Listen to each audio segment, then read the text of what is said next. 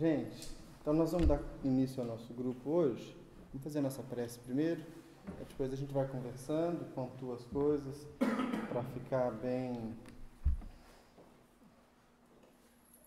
clara a viagem que a gente vai fazer nas próximas quartas-feiras, durante bastante tempo. Vamos fazer a nossa prece. Querido Senhor, fonte inesgotável da sabedoria, abençoa esse ensejo de aprofundamento naqueles que são os registros mais profundos que nós detemos de sua passagem sobre a terra. Na certeza de que estaremos acompanhados ao longo dos nossos trabalhos, pedimos que sejamos receptivos e que o Senhor nos acompanhe, hoje e para sempre. Graças a Deus. Meus amigos, a gente pode até, ao longo das semanas, pensar numa outra disposição, mas eu gosto muito de ter lugar para apoiar as coisas, por isso que eu fiquei na mesa. Para não ficar uma coisa bem professoral e que eu ficasse assim diante de vocês como se fosse palestra, a gente fez esse semicírculo, mas é mais por uma limitação minha de querer ter coisas do que porque tem que ser assim. Na verdade, o estudo é bem aberto para que a gente possa fazer como bem entender. A câmera que está gravando é para a gente poder registrar. Os estudos foi um pedido da Mel. Pediu para a gente gravar, para depois ter isso registrado, porque ela queria ter isso de arquivo. Mas não está sendo colocado na internet em tempo real. Depois a gente vai ver o que faz, se sobe para o YouTube e deixa disponível para quem não pôde vir, ou como a gente faz. E pode ser até um mecanismo para quem não vier um dia, depois assiste, né? E não perde a sequência para fazer a prova no fim do bimestre. Bem, a nossa perspectiva é de fazer um estudo a respeito de Jesus e dos Evangelhos. E tem estado em alta no movimento espírita, nos últimos tempos, o estudo do Novo Testamento. Já é uma bandeira antiga, mas ultimamente tem sido estudado por muita gente. O problema, e talvez não seja bem o problema, mas o fato que se apresenta nisso aí, é que a maioria das vezes o que as pessoas fazem estudando o Evangelho é atualizar um pensamento cristão tradicional. E aí o Cristo que a gente estuda tende a ser muito parecido, por exemplo, com o Cristo que está lá no sermão, na homilia do padre católico, ou que está na boca do pastor protestante. E algumas pessoas vão dizer, mas é o mesmo Cristo mesmo, então não tem por que a gente criar essa objeção. Olha, em parte é verdade. Mas se nós acreditamos que esses princípios espíritas que a gente estuda já estavam presentes na fala do Cristo, esse Jesus tem muitas outras coisas para nos dizer. E aí a leitura que a gente vai fazer sobre esse projeto não é a leitura tradicional. Porque qual é a vantagem do Evangelho? Ele encaixa perfeitamente em qualquer tipo de autoajuda, autoafirmação, qualquer tipo de coach, qualquer tipo de coisa que você queira fazer na sua vida. Mas o Espiritismo, ele não é bem esse tipo de movimento. Ele vai propor realmente uma leitura mais detalhada, mais apurada e uma leitura muito incômoda. A gente estava subindo para cá e eu vinha conversando com o Sábio sobre isso. Quando a gente começa um grupo de estudo, ou começa a participar de alguma reunião, a gente vai ouvindo as coisas, a gente começa a se sentir feliz, satisfeito, pleno, é um sinal de que isso está dando errado. Porque o ensinamento espiritual ele tem que te incomodar. No último caso, ele vai mostrar para você aquelas brechas da sua personalidade que normalmente você não vê. Não de forma destrutiva, né? Seu animal, seu monstro, não é isso. Mas ele vai te mostrar que talvez você não seja essa Brastemp toda. Ele vai te ajudar a ver que você é invejoso, você é orgulhoso, você mente, você faz um tanto de coisa que não devia fazer. Então, a gente vai tentar, ao longo desses encontros de quarta-feira, construir essa estrutura de percepção do ensino do Cristo de forma humanizada e profunda. O que precisa ficar claro desde o primeiro encontro é que a tradição que a gente vai usar como referência é a tradição que vem do cristianismo gnóstico. Eu disse para a Mel assim, não vai ficar ninguém no estudo, porque eu vou falar com eles. O cristianismo que nós vamos estudar é o gnóstico. Ela disse, não tem problema, ninguém sabe o que é isso. Então não tem problema, ninguém vai entender. O gnosticismo, ele foi uma escola que surgiu no primeiro século do cristianismo, ainda nos anos 40, 50 do primeiro século. E na briga pela hegemonia dos ensinamentos cristãos, o gnosticismo foi transformado numa heresia. Os pensadores gnósticos, no entanto, eles tinham um conjunto de crenças bem diferente daquelas que a igreja tradicional conservou. Então eles são, primeiro de tudo, reencarnacionistas. Além disso, acreditam na comunicação com o mundo dos espíritos. Não enxergam Jesus como Deus. Enxergam que ele é um ser que veio ao mundo para dar um testemunho e ensinar os homens como se libertar do próprio sofrimento. É bem parecido com a visão espírita de Jesus, né? Que é tipo um irmão mais velho. E esses gnósticos, eles produziram textos. O mais famoso deles é o Evangelho Gnóstico de Tomé, que já foi editado várias e várias vezes. Mas existem vários outros. Há pouco tempo saiu o filme Maria de Madalena, ou Maria Madalena, né? E ele é baseado no Evangelho de Maria Madalena, que é o Evangelho Gnóstico. Até a década de 40 do século XX, não se falava muito do gnóstico, ou do gnosticismo, além daquilo que já tinha sido encontrado, e eram poucos textos, e além daquilo que os próprios cristãos ortodoxos, os cristãos hegemônicos, tinham escrito sobre os gnósticos. Então você imagina, eles escreveram trabalhos, livros inteiros, para refutar as ideias dos gnósticos. A única coisa que sobreviveu foram eles falando dos gnósticos. Então não dá para botar muita fé de que eles estavam falando 100% da verdade. Em 1945, se eu não me engano, foi descoberto em Nag Hammadi, no Egito, uma biblioteca com centenas de textos gnósticos, que tinham ficado enterrados por mais de 2000 anos, ou por quase 2000 anos. E os textos, alguns deles, puderam ser traduzidos e deram para nós pela primeira vez acesso aos textos originais. Não chegam a 2000 anos de enterramento, né, mas parece que eles foram enterrados por volta do ano 200 ou 300 e foram descobertos em 1940, então 1600 anos.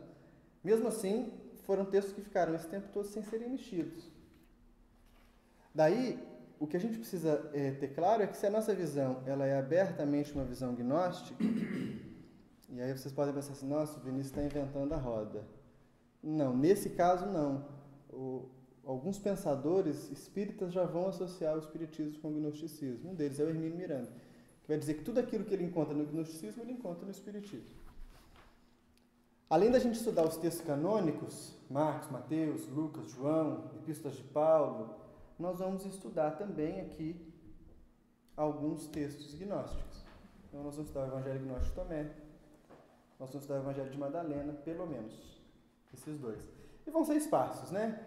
Nós vamos ter momentos para estudar isso à medida que as demandas forem surgindo para nós.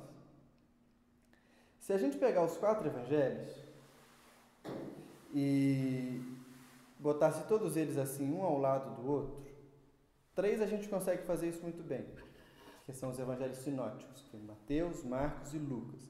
Eles parecem se referir às mesmas passagens da vida de Jesus. João é totalmente diferente. É considerado um evangelho místico, transcendente, muito simbólico.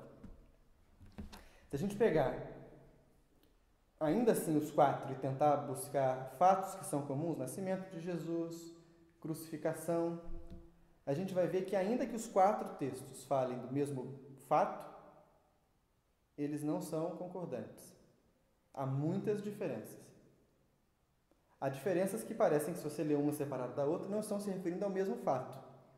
Por exemplo, quando Jesus volta, no episódio da ressurreição, cada um dos 4 evangelistas conta uma história diferente de como é a ressurreição. Quem chega no túmulo, quem entra no túmulo, quem está dentro do túmulo, quem sai do túmulo. E o que isso significa? Significa que há um problema, que é tudo mentira. Mas cada um dos evangelhos, quando a gente lê lá o evangelho de Mateus, não é porque Mateus escreveu o evangelho. É a vida de Jesus segundo aquelas pessoas que aprenderam com Mateus. É uma tradição que escreve o evangelho, é um grupo de pessoas que escreve. É quase se a gente fosse escrever, sei lá, alguma coisa sobre mediunidade baseado na experiência de cada casa espírita. Então nós teríamos a mediunidade segundo a Primavera, a mediunidade segundo a Casa Espírita, a mediunidade segundo o Ivon Costa, a mediunidade segundo a FEAC, a mediunidade segundo todas as casas de Juiz de Fora. Então, cada um desses evangelhos representa uma forma de enxergar o Cristo e uma forma de ver a missão dele aqui na Terra. Todos possuem ensinamentos muito preciosos. Como nós vamos fazer um estudo por uma lente gnóstica, o evangelho que vai ser o principal objeto dos nossos estudos vai ser o evangelho de João, que é o 4º evangelho, e também é o evangelho que as pessoas vivem me pedindo para falar do evangelho de João. Porque diz que é mais difícil encontrar referência, tem alguns trechos que são meio truncados e tal. Nós vamos mergulhar no evangelho de João. Até aqui tudo tranquilo, fica parecendo abertura de disciplina de faculdade, né? Aula inaugural. Aula magna.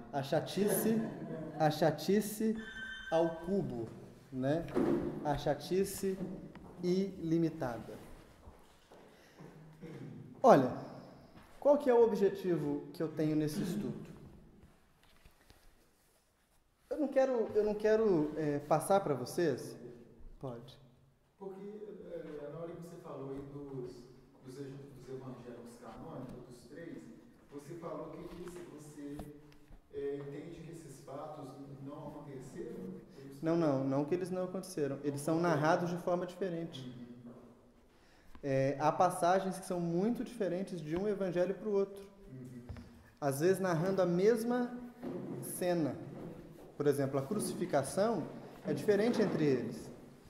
2 evangelistas narram a genealogia de Jesus, Mateus e Lucas. A genealogia dos 2 é totalmente diferente.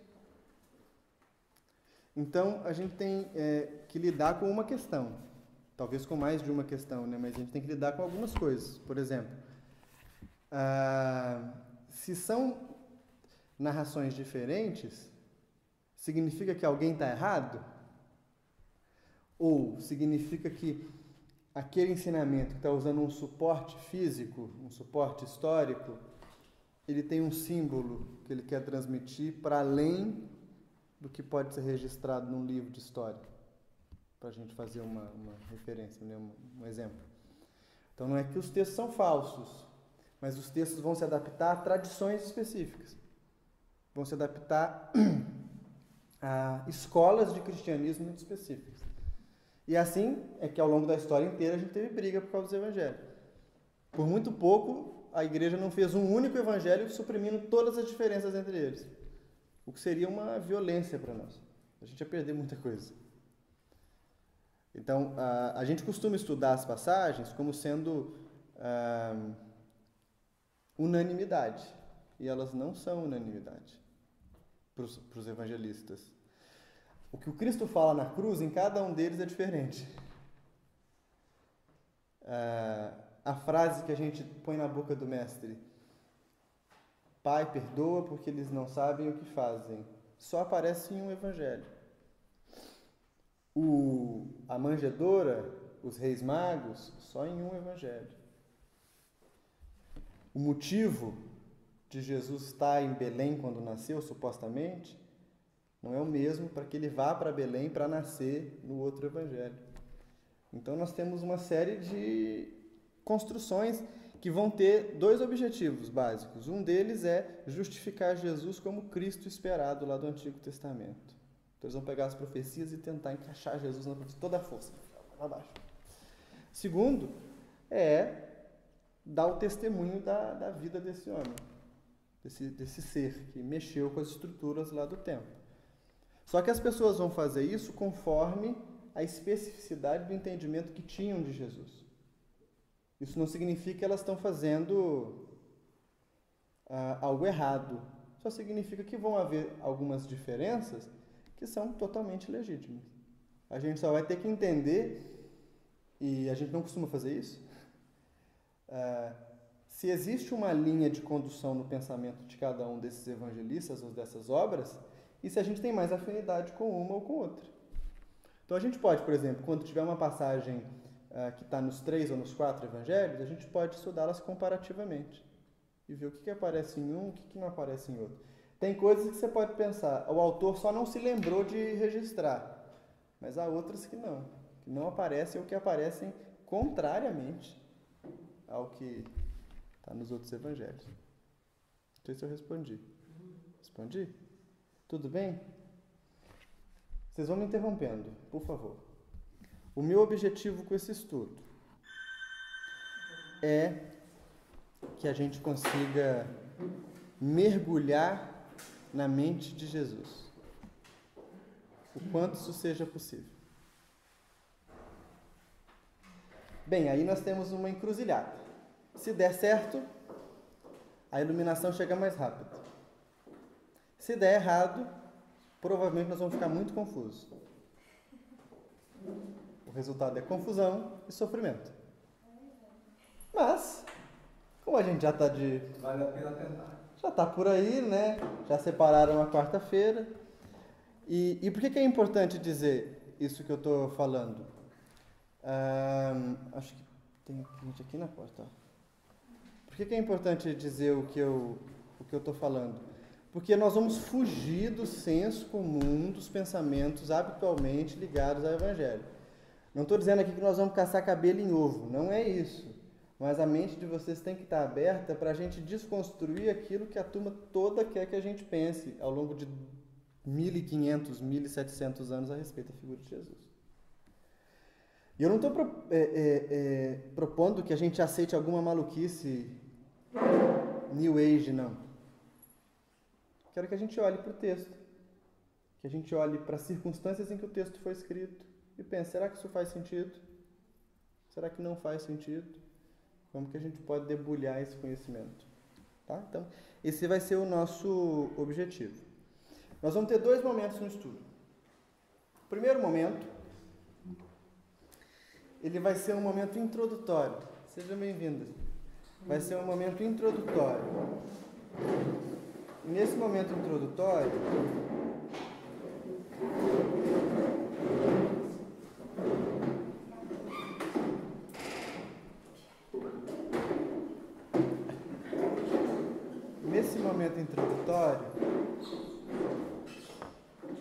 nós vamos passear um pouco sobre a construção histórica da figura de Jesus. Nós vamos ter referência para esse momento, referência de livros? Vamos. Esse livro aqui, ó, se chama Cristianismo, a Mensagem Esquecida. É de um autor chamado Hermínio Correia Miranda. Ele é um livro espírita, facilmente encontrável. Depois a gente faz vou sugerir para vocês onde vocês podem encontrar o livro, dizer se a gente consegue comprando coletivamente ter um desconto, né? Mas ele não vai ser o livro inteiro. Vale a pena você ler ele todo, se você tiver disposição. Mas eu vou passar pela primeira parte dele, talvez, para algumas partes, na verdade, e vou apontando para vocês. Hoje a gente vai estar estudando aquilo que está no item tal e tal e tal desse livro. A fase introdutória do nosso estudo deve durar, talvez, de 1 a 2 meses. Então, 8 encontros, 10 encontros. E a gente vai fazer uma espécie de caminho por onde a gente vai andar.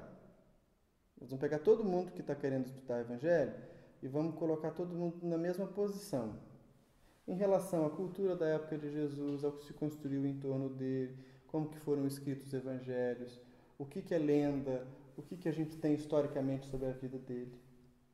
Porque depois todo mundo segue no mesmo caminho. Acabadas as nossas reuniões introdutórias, aí a gente passa para o Novo Testamento mesmo.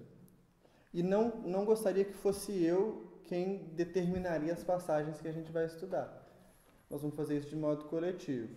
E como vai ser? Na semana que a gente for iniciar um novo estudo, nós vamos ver entre nós o que a gente gostaria de estudar. Daí é bom você já ir pensando se tem alguma passagem que você tem mais dificuldade, ou então você gostaria de aprofundar, alguma parábola, algum trecho mais obscuro, ou de uma carta, de uma epístola, ou do que seja. Aí a gente junto decide. Então nós vamos estudar agora aqui capítulo 1 de João. Aí nós vamos ficar 3 anos estudando o capítulo 1 de João, depois a gente passa para outra coisa. Nós vamos estudar tal ou outra passagem. E a gente vai construindo isso junto. Tranquilo? Finalizando a parte introdutória. Que chatice. Nós temos uma última coisa.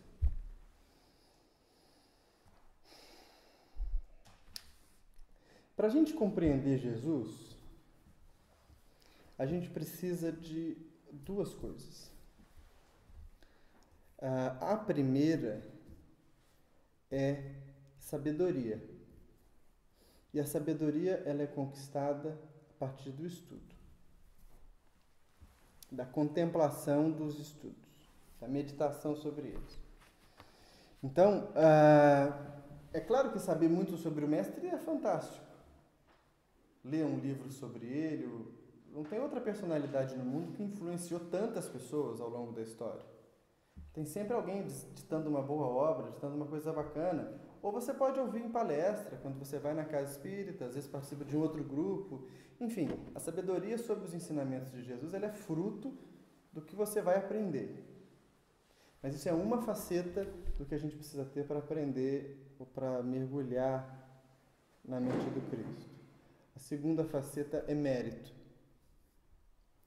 E o mérito, ele é construído como se fosse uma caderneta de poupança a partir da prática dos ensinamentos que você contempla.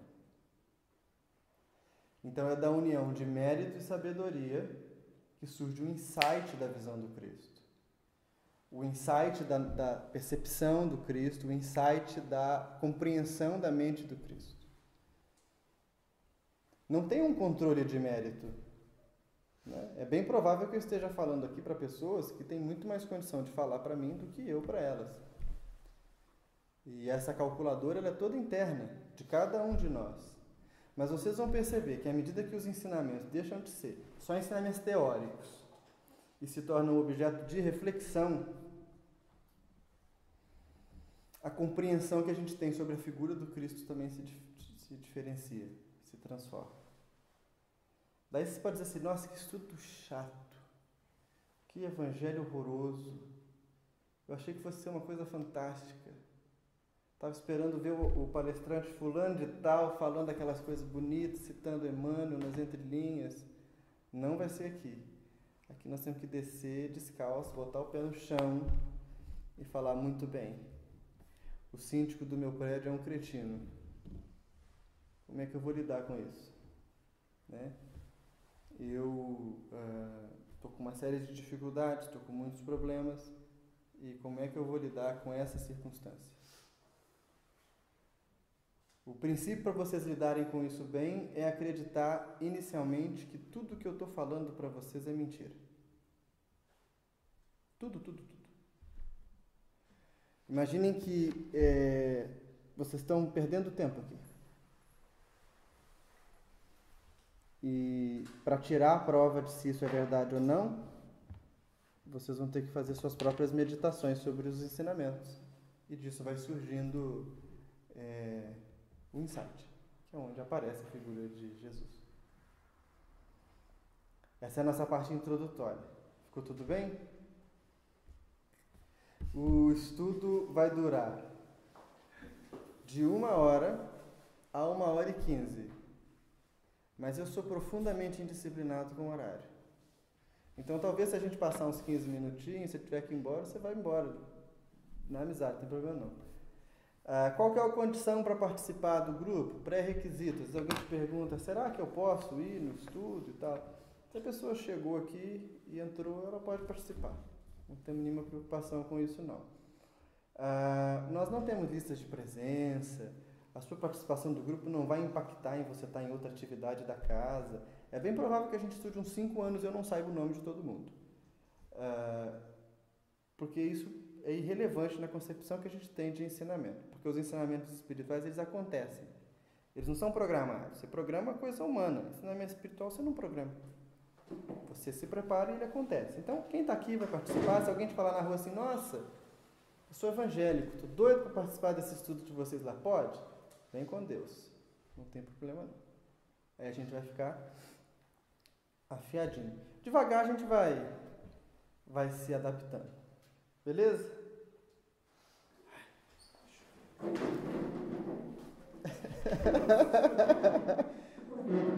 Sua causa não. Viu? Já tivemos uma desistência. A próxima desistência. É o primeiro de muitos. Gente, pra gente começar,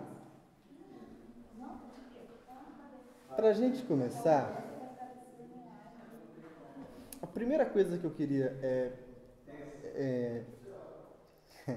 dividir com vocês, pra gente pensar junto. Eu não sei se vocês se repararam, quando a gente fez a divulgação do estudo, vocês viram a divulgação aqui na casa, mas viram também alguns na internet, ou receberam no WhatsApp e tal. E eu não sei se vocês repararam, mas nós tínhamos 2 cartazes de divulgação. Vocês repararam isso? Tinha um com Jesus sorrindo, e como me perguntou uma pessoa, tinha um com aquele homem ali. Né? Então, as pessoas depois olhem lá. Tinha um com aquele homem ali, que é uma reconstituição do biotipo de um judeu no tempo de Jesus. E a primeira questão que eu acho que abre as nossas reflexões é exatamente a gente trazer na memória um pouco da imagem que tem de Jesus. Porque ele é tão falado, tão repetido, ele faz tanta parte da nossa tradição cultural, que se a gente tivesse que descrevê-lo, ele entra no pacotinho fácil, né? Gatão, barbudo, cabelinho no ombro, quase o cigano Igor daquela novela, só que de barba, né? Bonitão. E quando a gente fez a divulgação com essa arte diferente, ela foi proposital, eu trouxe para o pessoal da diretoria ver, eles falaram, credo, muito ruim. Vamos divulgar normal. Aí eu divulguei com a ruim. Porque a primeira coisa que a gente tem que pensar é que o que é Jesus para nós? Vinícius, não tem nada a ver. Jesus é um só para todo mundo. Não é. Se Jesus para mim for uma forma humana, se ele for só uma forma humana, se ele for só um conjunto de pensamentos que a gente convencionou chamar de cristão, ele exclui muita gente. Ele exclui muitas pessoas que vão ver diferente de nós. Então, a pergunta primeira que eu faço para mim, às vezes quando eu vou ler um pouco do Evangelho, e que eu faço para alguns amigos é o que é Jesus no meu pensamento. Não é nada filosófico não, né? Porque a gente pode dizer, olhando para o nada, Jesus é o nosso irmão mais velho, nosso guia e modelo. Isso é bonito. Mas, praticamente, Jesus não pode ser um rosto. Jesus não pode ser uma forma. Jesus não é uma etnia. Jesus não é uma religião. Jesus não é nada disso. E os ensinamentos deles são tão profundos, se você pegar os ensinamentos do Cristo e apresentar, por exemplo, para um mestre hindu, como fizeram isso com Gandhi, ele vai reconhecer a grandeza dos ensinamentos de Jesus. Ele vai reconhecer que lá na tradição dele esses ensinamentos estão presentes. Então, Jesus não é esse rosto que a gente está imaginando. Faz lembrar do Alto da Compadecida, do filme, vocês lembram? Que aí o Chicó fala com Jesus que aparece negro para ele. Mas passou do ponto, não? Não pode ser. Será que é? E ouvir as pessoas que são trabalhadoras da casa, que estão estudando o Evangelho há muito tempo, me perguntar: quem que é esse homem? Para mim foi muito impactante. Porque nós estamos esperando ele ainda, assim, né? Com a mãozinha assim. Mas é bem comum a gente ver, inclusive no movimento espírita, né, na literatura espírita, uma descrição da feição de Jesus. E realmente é uma feição muito diferente. Eu concordo muito com essa ideia que você traz, de não poder ser um rosto, de não poder ser uma forma, da gente desvincular Jesus desse tipo de contexto. Mas tem uma carta de Emmanuel, né, que fala dos traços, da beleza, das características físicas de Jesus. Tem. Essa carta, que é muito famosa, que a turma diz, a carta do senador Públio Lentulus, ela é uma carta apócrifa. Ela tem uma pegadinha histórica aí. Quem assina é um tal Públio Lentulus mesmo, só que ele indica a carta para um César e quem estava no poder na época era outro. Então ela tem alguns erros anacrônicos. E ela é uma carta que é tida pelos pesquisadores, até do movimento espírita, como uma carta que a gente pode usar de referência. Ela é muito bonita, mas ela não é uma carta que é consenso. De toda forma, existem outras descrições que vão repetir isso, né? Jesus pode ter sido daquele jeito. Menos o Jesus louro. Esse não tem chance alguma de existir. Mas ele pode ter tido cabelo castanho, ele pode ter sido um morenão bonito. Pode. Mas o que a gente tem que abrir espaço na mente é que ele pode não ter sido. É só isso. Agora, é mais fácil também, você pensa, nós vivemos numa sociedade que é altamente conservadora. Se aqui, que a gente tem espaço para pensar com mais liberdade, o Black Jesus incomodou, imagina como seria se na década de 60, 50, o Chico viesse e descrevesse na obra, né, por intuição do Emmanuel, um Jesus mulato. Eu tenho uma teoria sobre isso.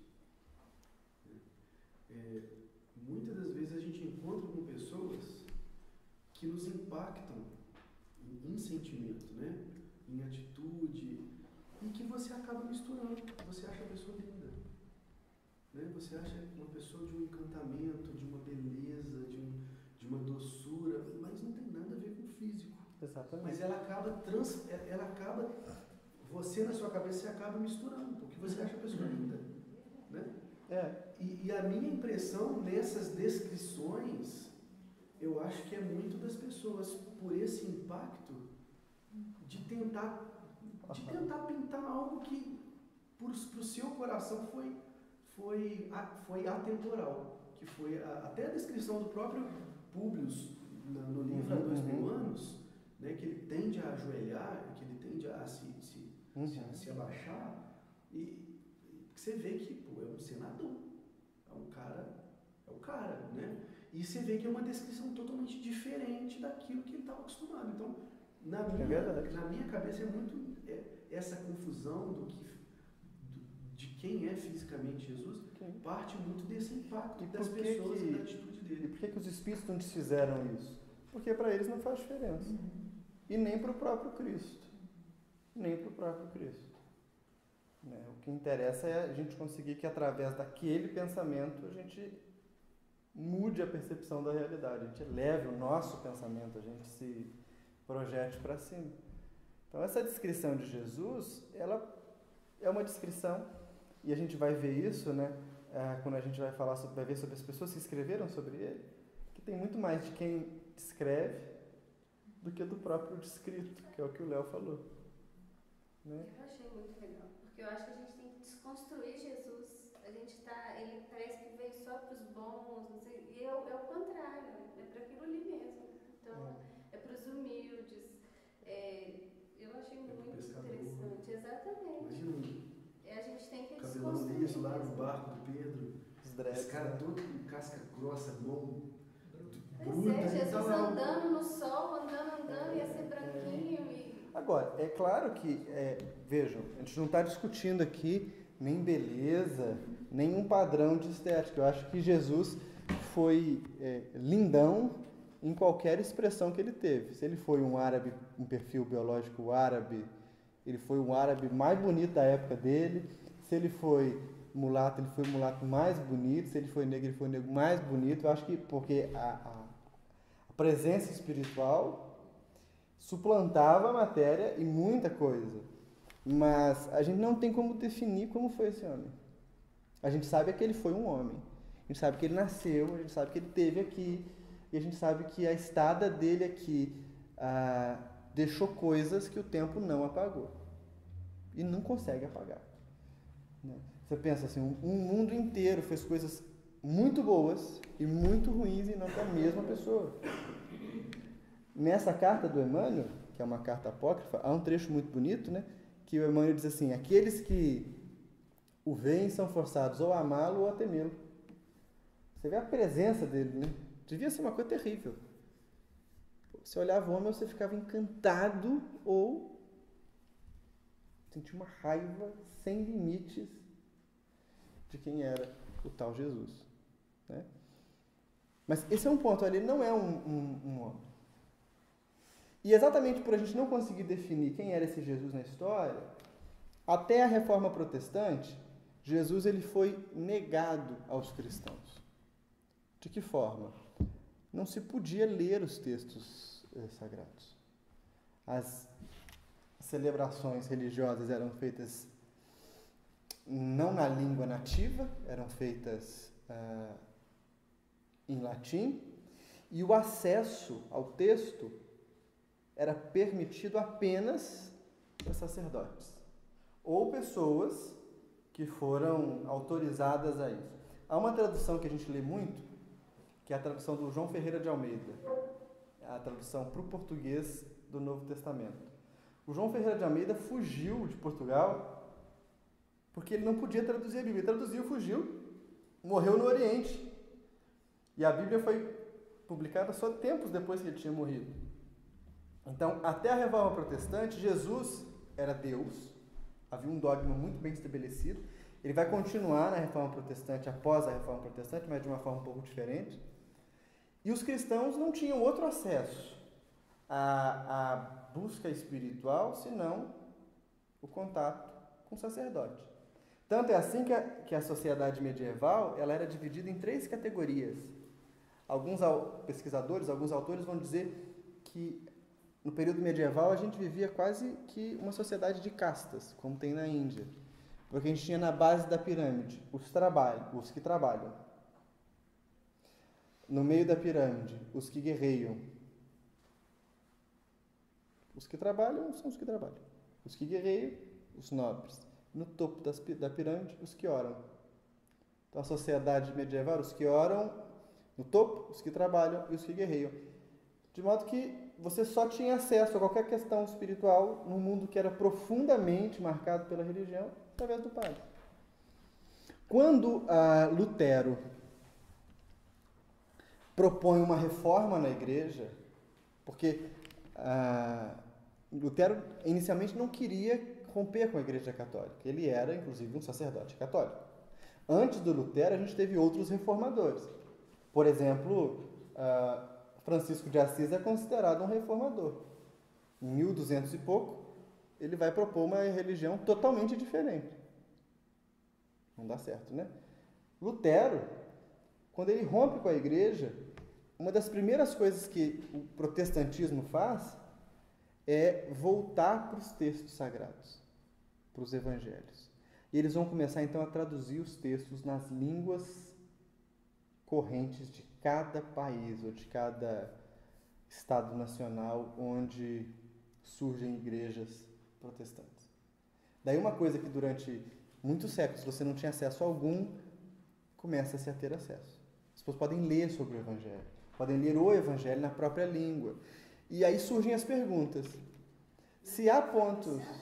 O Lutero foi no século? 1517 é uma data aproximada aí da Reforma, século XVI.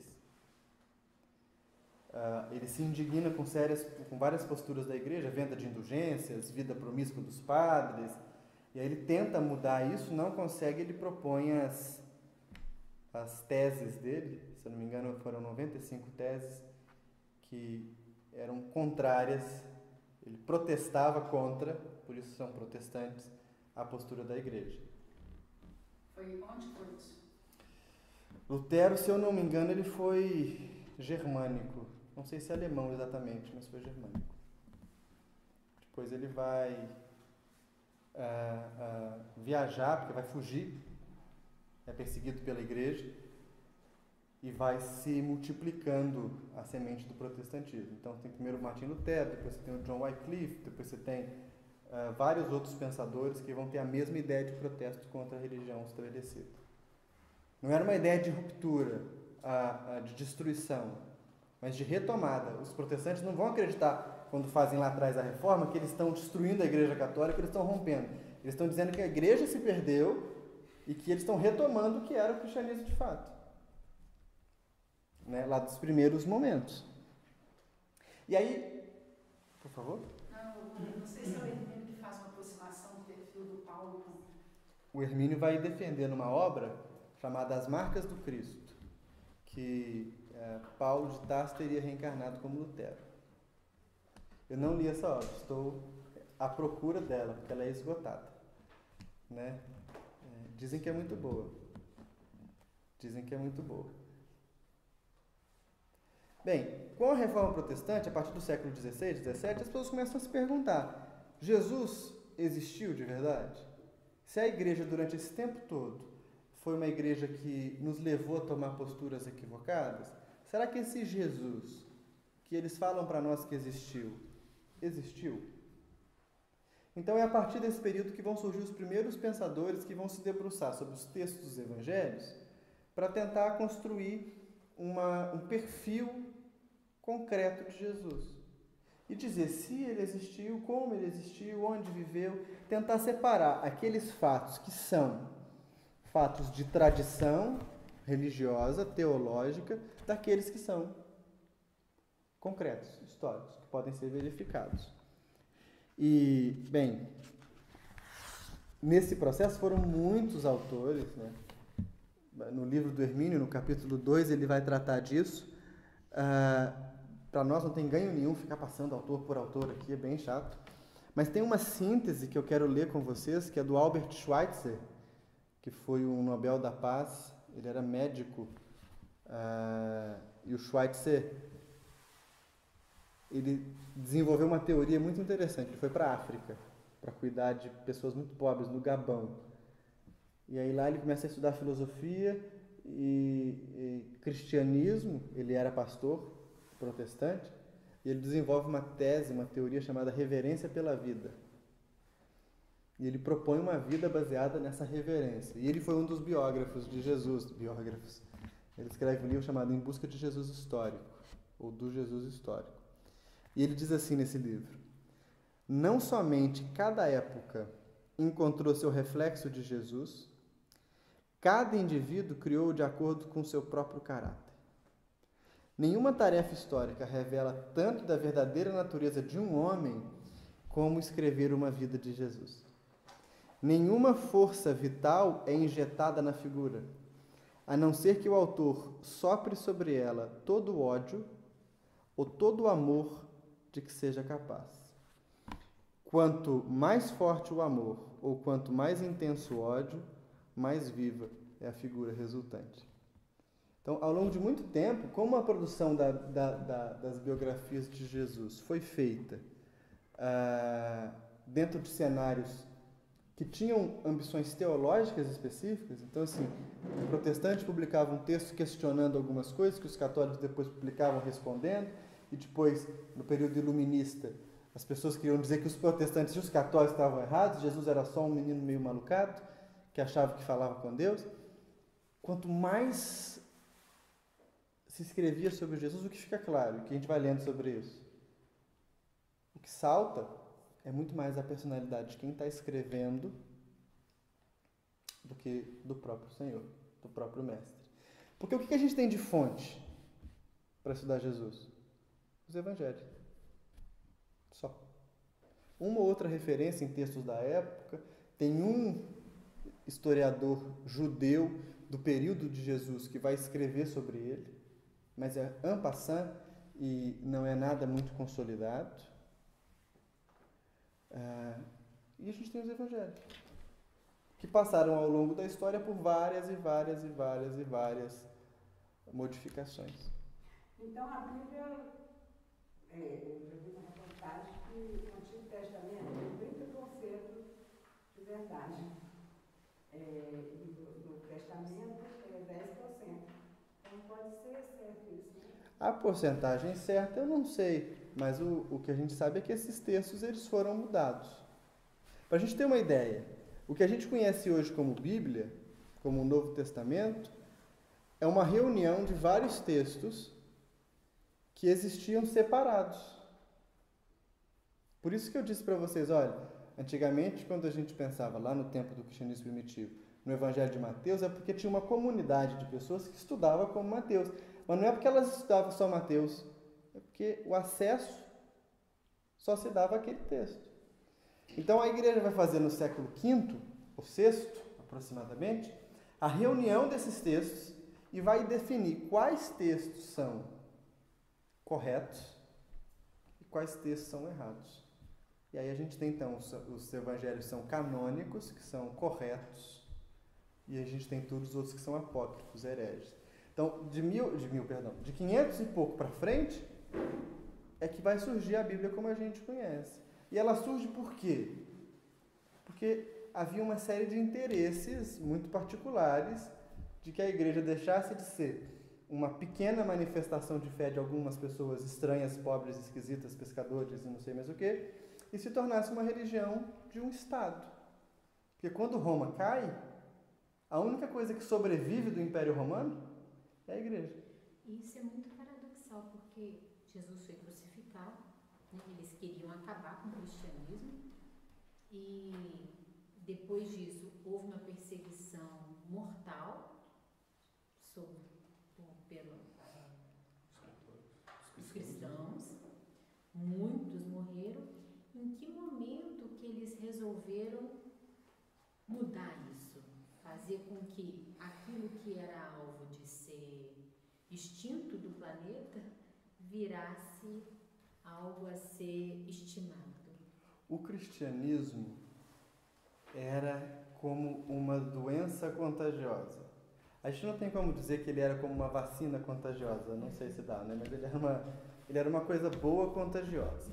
E ele tinha uma marca muito característica. Ele se baseou nas classes mais baixas da sociedade. Então, como Roma era um polo de comércio,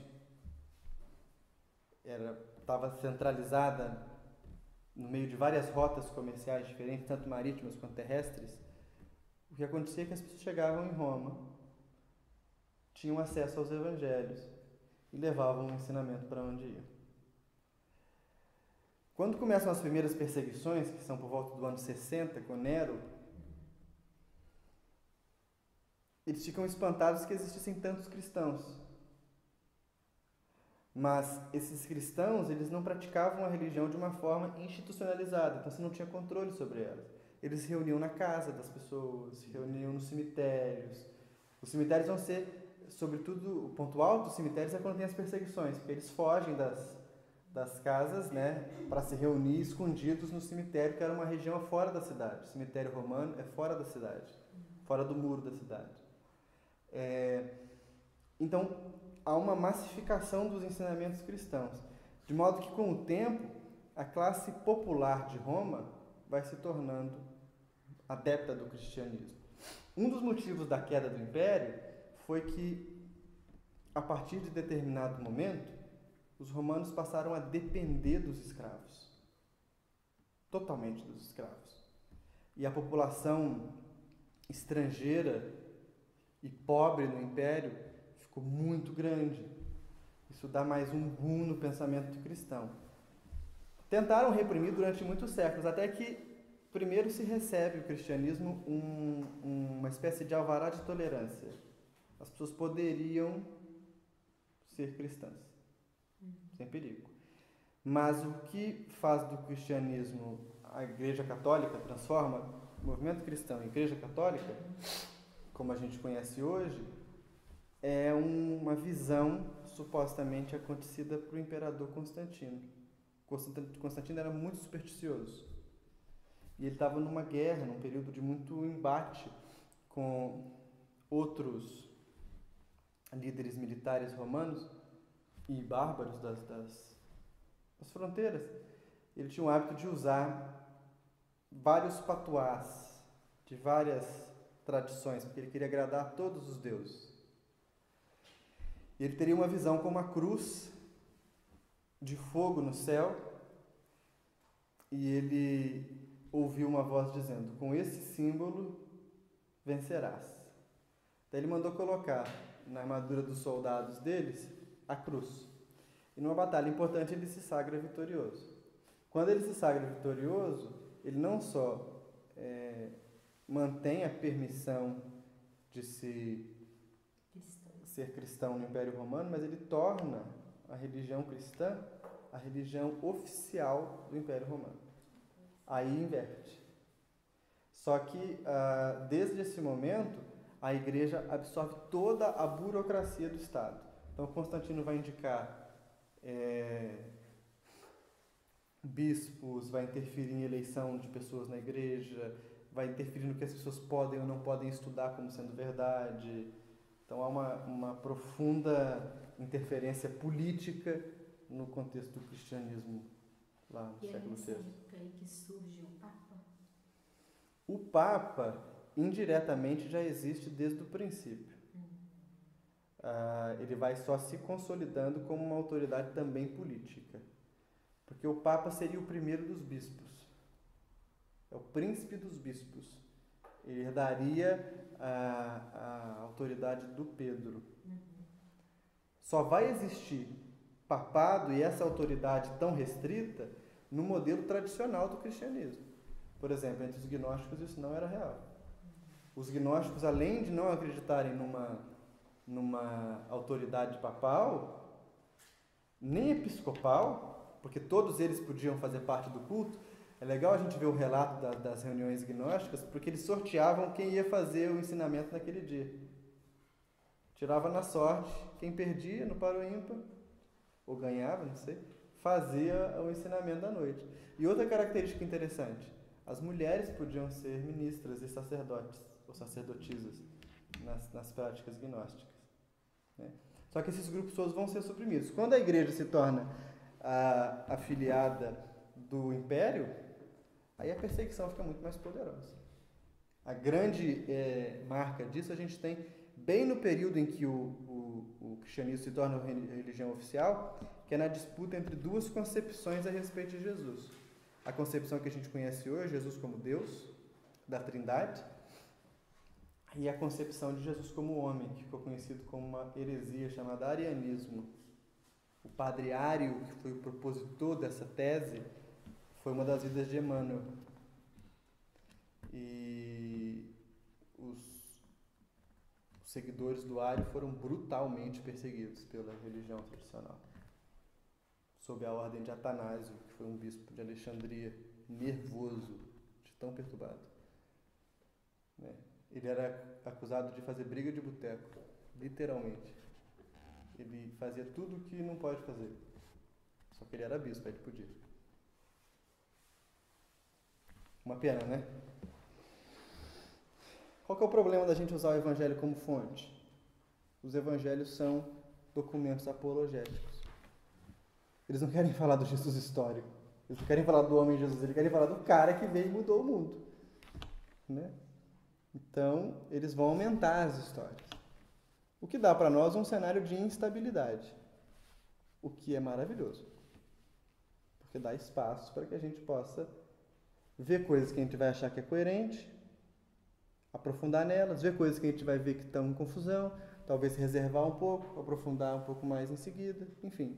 A gente precisa de espaço. Mas o que a gente pode dizer de Jesus de fato, então? A gente pode dizer que Jesus, primeiro, foi um judeu.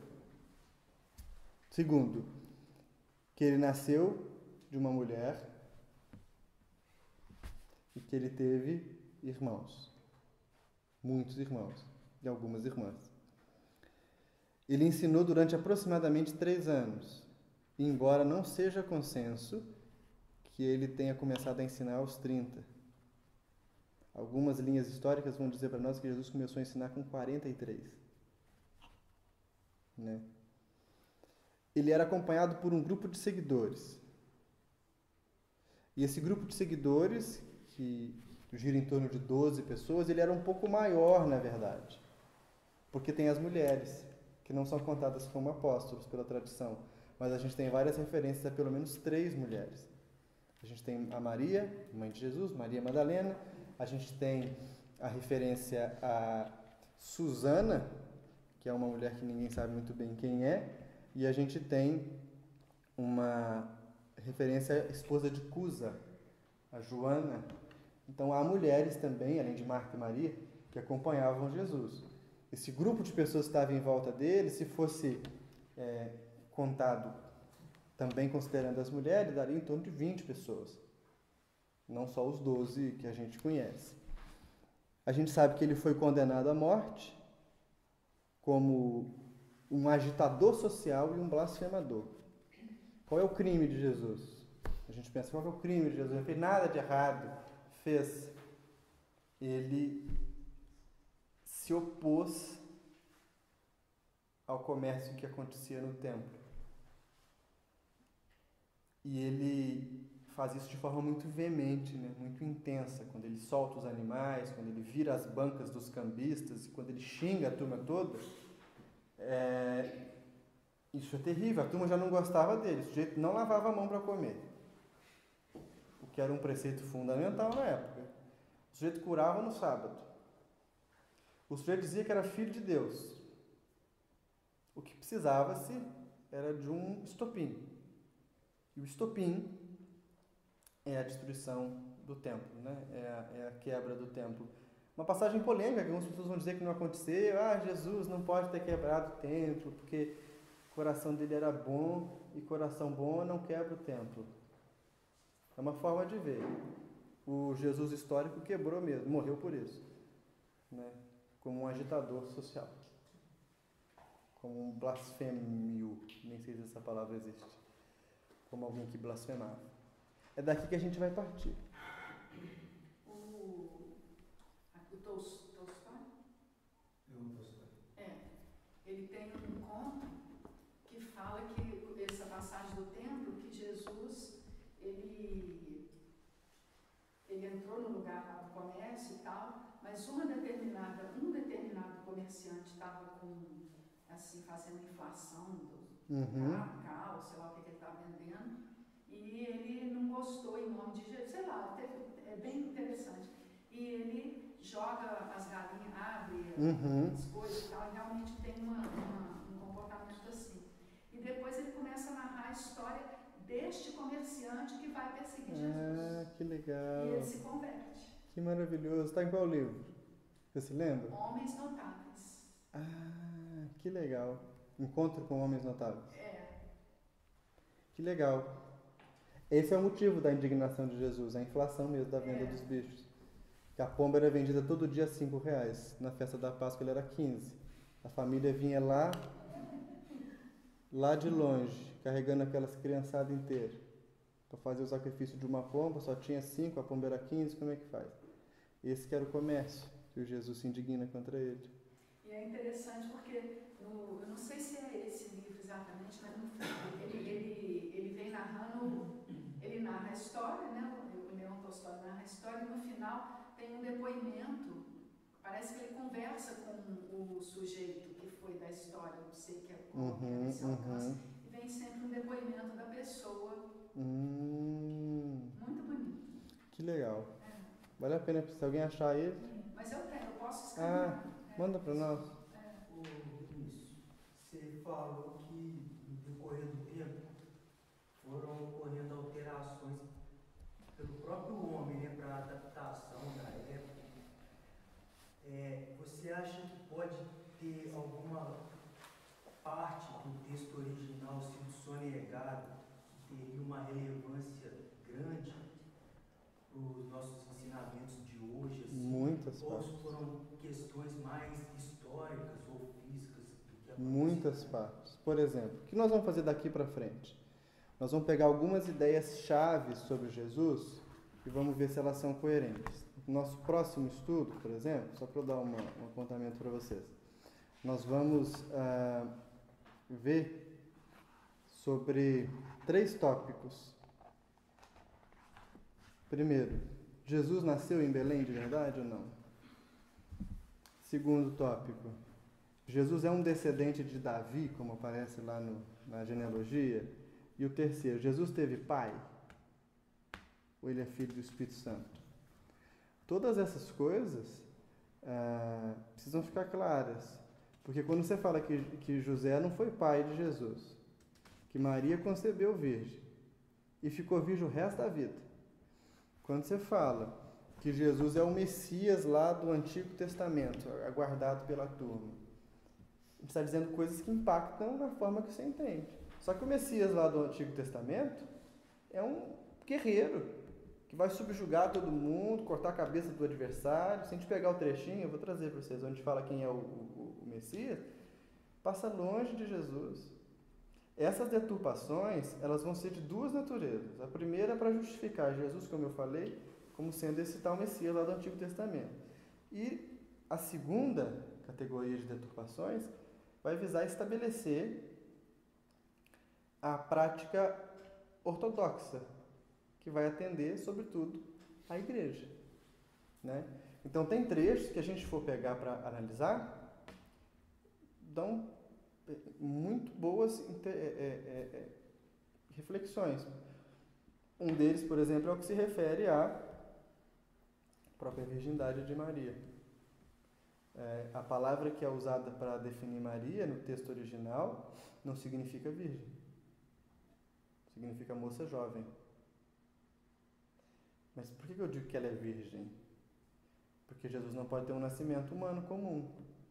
E por que Jesus não pode ter um nascimento humano comum? Porque ele é Deus.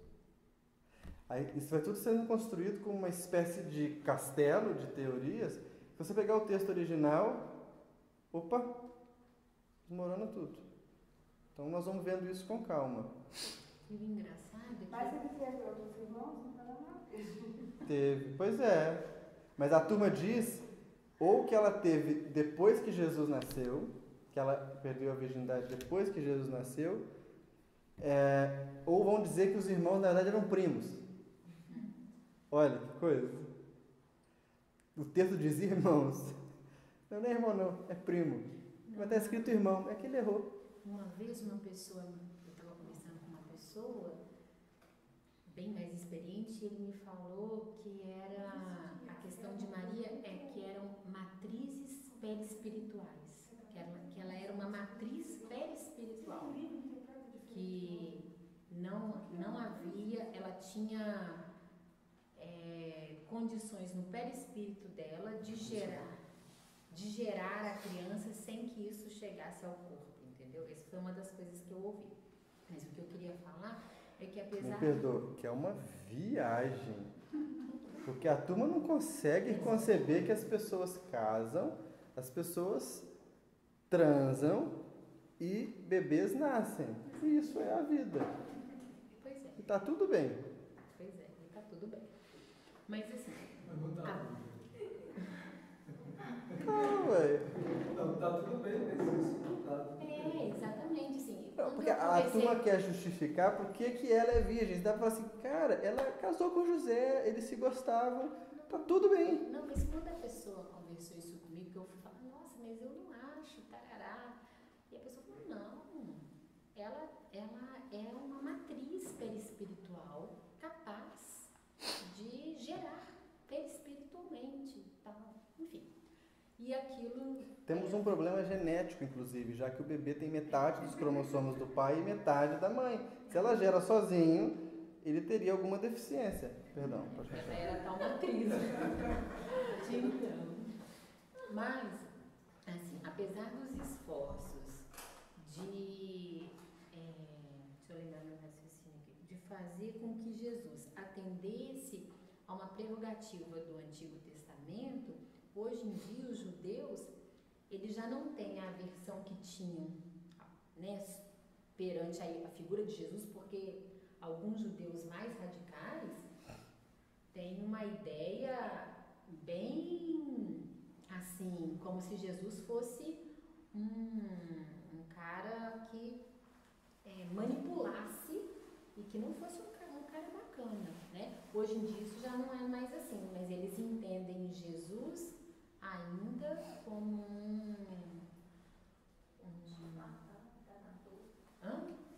Não, era antes charlatão. Agora eles entendem ele como um que está arrumando o caminho para o Messias. Como um sábio, né? Como um profeta em algumas tradições e tal. Exatamente. Mas por que tem essa visão? Porque a gente espera uma face definida, né? A gente espera um rosto. Vejam, a portinha da polêmica está se abrindo, hein? A portinha da polêmica está chegando. Se vocês forem ler um livro do Leon Denis chamado O Gênio Céltico e o Mundo Invisível, não é o Vinícius que está dizendo não, Leon Denis, hein? O Leon Denis vai dizer que Jesus teve mais de uma encarnação na Terra. E nós estamos agarrados numa imagem. Mas tem como provar que ele teve mais de uma? Não tem. Se a gente for parar para pensar bem mesmo, a gente não era nem para se perguntar nisso, né? Porque a fé, ela já diz assim, a fé é cega, né? Eu acho que só de saber que existe um ser, não importa que forma ele tenha, mas que fez isso tudo existir, isso já é sublime. Aham. Né? Sim. Eu penso assim, só que o ser humano precisa de algo mais sustentável, mais palpável, né? A gente é como São Tomé, né? Infelizmente. Nada dá tanto poder para a pessoa do que religião. Quanto religião.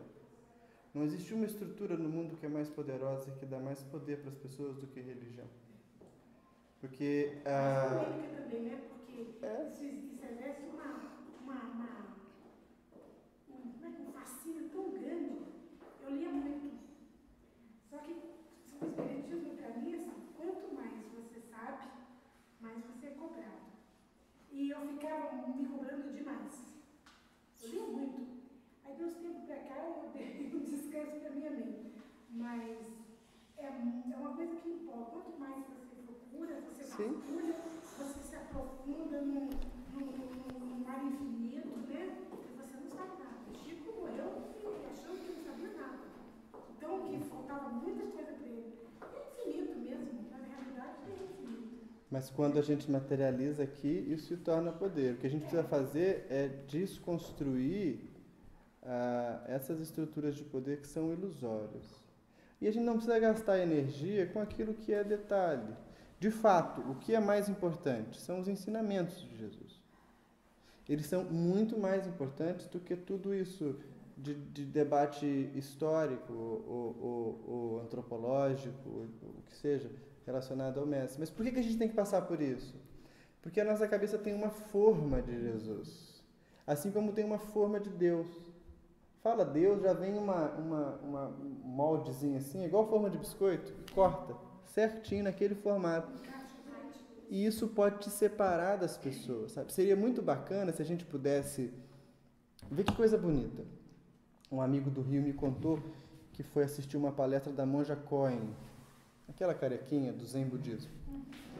E na palestra a pessoa levantou a mão e falou assim, monja, Eu já vi muita entrevista dela. eu estou com um problema, eu queria conversar com a senhora, eu estou com um problema.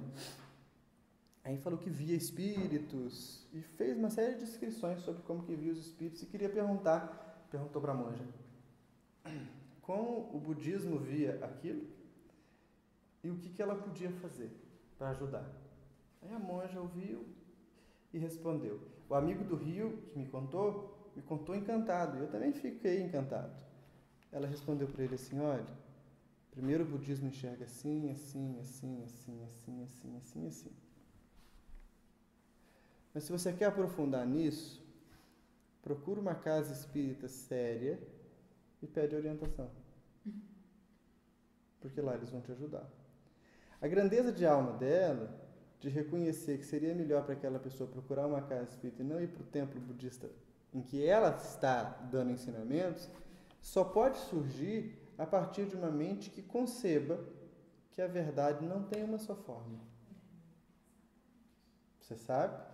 É aí que mora o grande esforço da gente fazer todo esse caminho que nós estamos tentando fazer.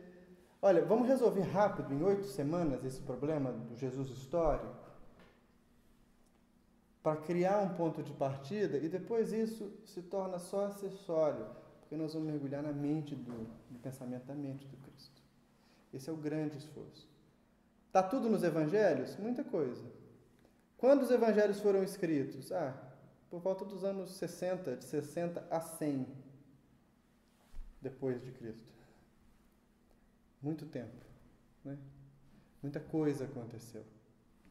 Agora nós vamos chegando lá, né? Chegando no eixo, em um eixo devagarzinho. Não tenho uma pretensão, eu não tenho a pretensão de esgotar esses assuntos, nem de fazer com que eles sejam muito mais cansativos. Essa é uma parte que é necessária de que a gente passe por ela. Mas meus olhos estão voltados, sobretudo, para a gente mergulhar no Evangelho mesmo. Tá? Alguém pode me perguntar, qual a melhor tradução da Bíblia para a gente estudar aqui? Tanto faz também. Assim, tem umas que são muito fakes. Muito... Tipo, a Bíblia da mulher que ora. Não que ela seja ruim, né? Mas não tem Bíblia da mulher que ora. Tem Bíblia do homem que ora, né? Tem que ficar mais atento a isso. A tradução mais conhecida do português é a tradução do João Ferreira de Almeida. Ela tem em todas as religiões. Às vezes, se você for fazer uma viagem, for ficar num hotel, eles costumam deixar dentro da gavetinha do quarto. Você pega ela, é boa. Pequenininha, fininha. Ela é feita para isso mesmo. Ela é feita para isso, para ser carregada. Então você, pega. Se você for comprar uma do João Ferreira de Almeida, compra uma Bíblia que chama-se Thompson. Ela é muito boa. Ela tem um apêndice histórico, ela tem um índice remissivo fantástico. Se você quiser tentar uma outra tradução, você compra uma que é muito famosa e muito reconhecida, que é a Bíblia de Jerusalém. Todo dia 20, na Paulus, as Bíblias e os livros têm 20% de desconto. Daí pode ser uma oportunidade de você comprar a Bíblia um pouquinho mais barato.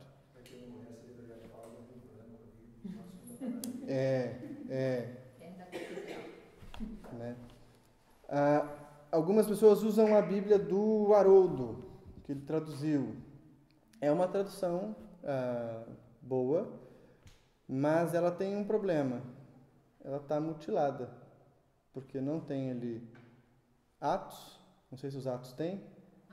Tem Atos, então não tem epístolas, não tem Apocalipse, não tem as epístolas universais. Não tem as epístolas de Paulo, não tem as epístolas dos outros apóstolos, não tem o Apocalipse. Então, a gente acaba que perde um pouco a possibilidade de circular por esses textos. Eu adquiri hoje, está muito caro, daí não sei se vale a pena, mas eu adquiri hoje uma edição nova, uma nova tradução do Novo Testamento que me chamou muita atenção, que é uma tradução portuguesa eu tenho, achei tão legal. De um autor chamado Frederico Lourenço. Ele é um especialista em grego e ele traduziu, foi editado no Brasil pela Companhia das Letras. Vão ser uma coleção de 6 volumes, com todo o Antigo e Novo Testamento, mas saiu primeiro o Novo Testamento, como a do Haroldo, e no segundo volume as Epístolas. Ele é um dos maiores especialistas vivos no grego antigo, é tradutor de Homero e de outros autores. Então ele fez um trabalho bem interessante e ele é ateu. E o que é bom, né? O que é melhor de tudo, é que ele é ateu. Ele vai na produção. Exato, exato. Ele não tenta colocar ela em religião nenhuma. Então ela se chama O Novo Testamento, Frederico Lourenço.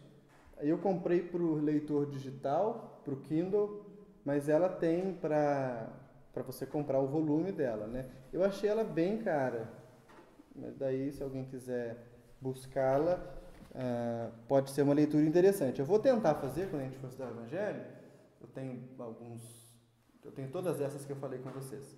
Eu vou tentar, o quanto for possível, comparar com elas e mostrar as diferenças, mas daí isso a gente pode fazer junto. Aqui na nossa biblioteca, na parede de cá, assim, ó, no último nicho, a gente tem um espaço só para obras de estudo de Novo Testamento e de Bíblia. Então tem alguns dicionários, índices, Se quiser ler, pega, leva, depois traz. Tá bom? Aos poucos a gente vai enriquecendo. Tá bom?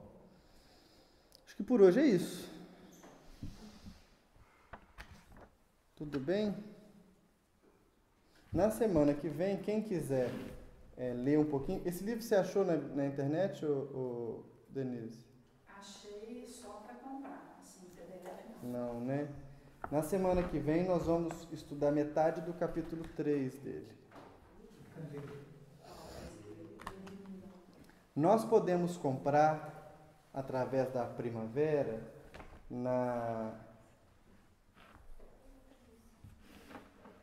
alguns livros com desconto de 30%. Porque a gente compra como se fosse revendedor. Então, caso alguém queira adquirir, pode fazer uma lista, a gente faz o pedido. Podia fazer hoje. Quando acabar, a gente faz. Alguém quer esse livro aqui? Mas eu não tenho nem como anotar aqui agora, depois você anota, me passa. Pode ser no final, hoje mesmo a gente faz junto, mas aí você me ajuda. Aí a gente pede, divide o frete também, ele vai ficar mais barato, né? Bem mais barato. Para quem quiser comprar. É um livro que vale muito a pena ser lido. Muito, muito, muito mesmo. Tá bom? Alguma questão fica no ar? Algum problema? Algum protesto? Desculpa, uma vez eu falei esse negócio de que Jesus nasceu, que Maria não era virgem. Teve uma moça que nunca mais voltou na casa espírita. Ela ficou chocada. Eu sei. Deve ser ruim mesmo. Mas a gente fica criando problema onde não existe, né? Problema onde não existe.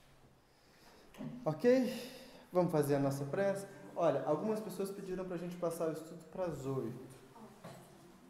Outras falaram que não dá. Quem prefere às 8?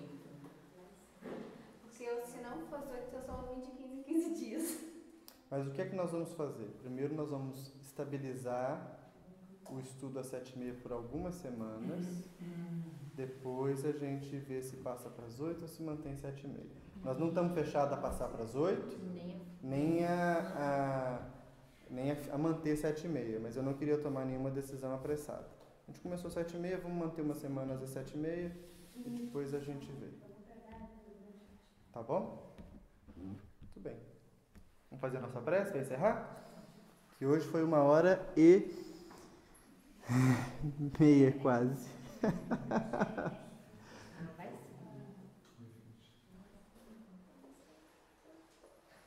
Obrigado, Senhor, pela oportunidade que o Senhor nos oferece desse estudo.